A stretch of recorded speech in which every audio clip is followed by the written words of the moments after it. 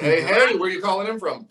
I'm calling from California, Fresno, actually, more Okay, specific. Fresno, Los Angeles, so we're close. Yeah. Yeah, yeah. So, hey, congratulations for this hide and seek film. How did you come across this? Because there is a Korean film, hide and seek. Yeah, so this is based off of, this is adapted from the original, hide and seek from Jung Ha. I sat down with CJ years ago, CJ Entertainment, who's the studio behind this, with Francis Chung and a great set of producers over there. They had seen Youth in Oregon, the film that I directed with Frank Langella and Christina Applegate, Josh Lucas, a great little sort of road trip drama about a guy who's going back to his home state of Oregon to get assisted suicide. They really enjoyed it, and they wanted to see what we could do. It was essentially a general, see what I was interested in doing next. They they have an incredible, robust library of open titles, and they're really getting into the adaptation space, right? They've just adapted Snowpiercer at the time that we were talking into a TV show. They were looking at some other projects to adapt and to the American version. And so when I was watching some of their open titles, I came across Hide and Seek. I absolutely loved the simplicity. First of all, the execution of the original was great. It was very successful in Korea and the surrounding Asian territories. And I felt like I could see how to translate that to an American story. And, one of the very simple attributes to it was it's kind of a simple story. You have a good brother and a bad brother almost, right? Or you have two brothers, one's given the keys to the kingdom, one's sort of discarded. And it's a very sort of classic Shakespearean style tale there, right? One has to go look for the other. There's a guilt that's involved in trying to find him, to rescue him, because he feels like he was given everything and his brother was just essentially not given anything, and that's not fair. And so, I also wanted to create a character that, can come from high wealth, can represent sort of the 1% of America, but also an audience has to be endeared to him. And I think that first, by choosing Johnny Rhys Meyers in that, role was very important, because he has this incredible way about him to be stoic and endearing at the same time. You want to go on a journey with him. You want to see what happens. And I think that, just first of all, working with Johnny was incredible, just because he brings so much to every character. He's 110% every time he steps on stage, in building this character. And as an actor, I love to really talk a lot of character with my cast. But coming back to how this came over, what I wanted to do was tell a very American story from this great Korean story. And a lot of these ideas behind it translated over into this movie. And so we wrote it for New York. We shot it in New York. We found a great way to sort of juxtapose this wealthy family with what they're trying, with the gentrification issues that are happening around the area.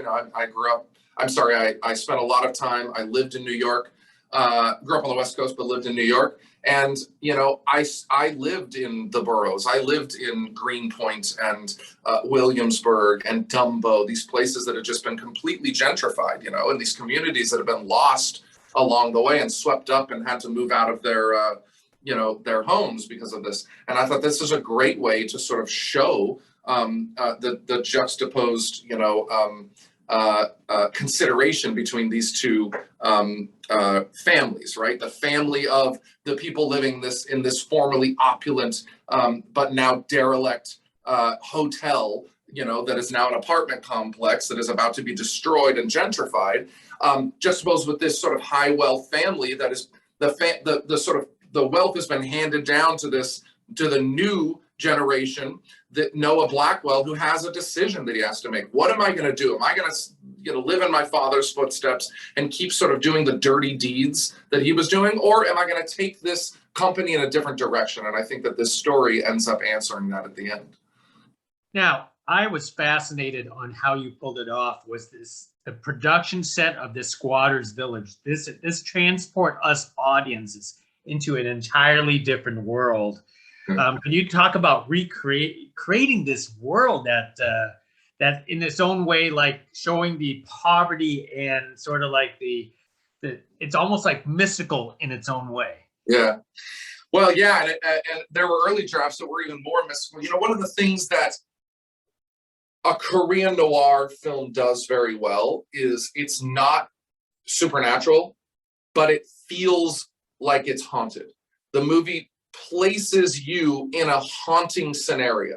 And that's one of the things that I feel like we really did. You know, my production designer, Kate McEnany, hats off to her for finding how to put together something that looks derelict, that looks run down, but still has a charm to it, and still has a community of people that can live inside of it, that come together, you know, from Sumi and her family, who are just sort of drifters, to the Russian woman who had got out of a life that she, of war and turmoil, over to find freedom in America, only now to just have her home swept out from under her. All of this endears you to these people that live in this community.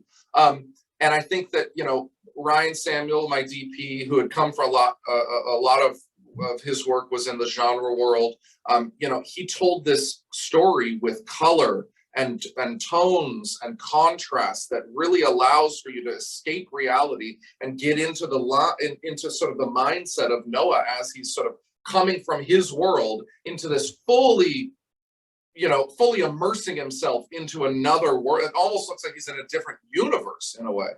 And I think, to speak to what you're talking about, I really wanted to create this island feel, like where when you went into this building, nothing existed out of there. It was about how to discover what was going on in this, with the symbols, with the whodunit side of it, with the girl gone missing, all of this stuff that exists all in this one little space, And I think that we did, the team that I put together did a really creative and crafty job of expressing the juxtaposition between these two worlds. That is great. Now, you talked a lot about Jonathan Rhys Meyers, and he held this film together, especially the fact that, his character going through the struggles and all this kind of stuff. How much, because like you mentioned, it seems like you talked him through the character prep throughout the entire process to get him ready for this.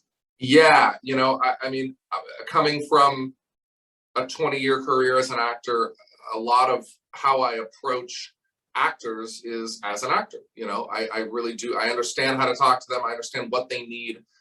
Every scene is its own little movie, and I like to talk to them about that. We just came from this area where now here's your emotional state. You don't shoot a movie from scene 1 to scene 120. You shoot a movie completely out of order. And how can an actor continue to have an honest character being built when they're having to flip around from emotional state to emotional state? Well, a lot of that is prep work, and a lot of that is a director talking to their actors and figuring, okay, what is the story we're telling in this scene? This scene has a beginning, a middle, and an end. In the edit bay, it might be cut out, it might be changed, but right now, what are we telling with this story in this one moment?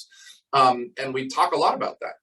We talk about that as a family when they're in their family scenes. I would constantly remind Noah that he's doing this for his family. This all comes from a very sincere place, even though he is burdened with this giant company and this loss of his brother and trying to discover everything that's happening along the way. There is this underlying factor of how he needs to do this and fix these issues for his family. And I think that that's, again, what would endear an audience to that character. Great. Well, one more thing before I let you go, Joel, is, you have a great acting career yourself, and a few directing projects that come along your way. How do you choose to balance this, and what directing projects, what's like the requirement for directing for yourself now these days? Well, the good news is I never have to choose. I don't have to choose which side of the camera I want to be on. I directed my first feature at 27 years old, right around the time that I was booking Avatar, and I've had a incredible run with the Avatar franchise. We've shot a couple more of the sequels, and we're going to continue to shoot more. But you know, and so I've had a wonderful ability to, while I was getting behind camera and trying my hand at directing, to be essentially like taking master classes from some of the best directors and most successful directors in history. You know, Jim Cameron, of course. You know, I feel like I've been taken under his wing over the last 12, 13 years we've been working together, and learned so much. It's just been such an educational experience working with him, working with Oliver Stone on Savages, just watching these directors at the top of their game perform. You know, it really is their own performance. How can they take all the moving parts of it that a director needs to do? You know, as an actor, I got my one little thing. I'm walking in, I'm doing my job, and my job, it begins and ends with whatever that character that I'm representing. But as a director, my job begins and ends from the first word that I put onto a script all the way into the last, you know, decision that I'm making in a post sound mix right before it's going to be released, and what we're doing for the credit sequence, right? I mean, the journey is so long. It's a 12-month journey at minimum for creating a film. On the acting side, it's a sometimes 2-week journey or 2-month journey, or, you know, in the case of an Avatar, you know, years journey, but still only what I'm doing in my part.